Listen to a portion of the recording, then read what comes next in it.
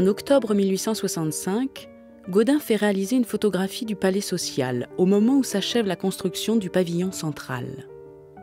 Quelques jours après la prise de vue, Gaudin adresse la photographie à un journaliste, Charles Sauvestre, à qui il décrit la scène. Sur l'extrême droite du tableau et en arrière sont les jardins du Familistère du côté de l'usine. La première aile du Familistère est en avant. Elle présente ses façades sur le chemin de l'usine.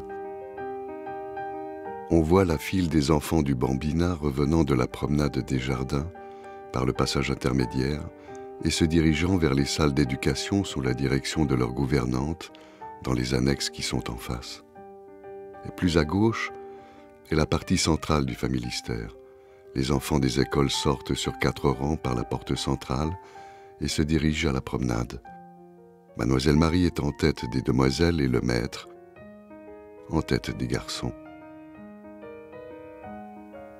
La voiture du boulanger vient de quitter le Familistère et se dirige vers la ville. Une voiture chargée de fonte va la croiser, se dirigeant vers l'usine. Une autre voiture de service de l'usine est près de la grille. Un homme monte sur le siège. Derrière la grille sont encore des terrains encombrés de matériaux de construction. Des manœuvres avec leurs brouettes et leurs outils sont encore sur les talus, occupés au déblai.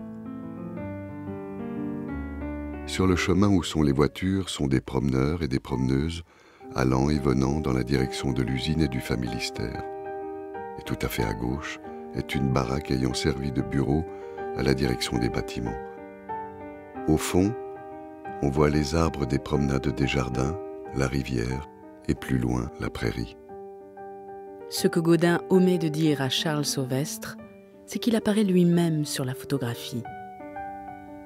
En haut du belvédère, d'où il décrit le projet du Familistère à ses invités.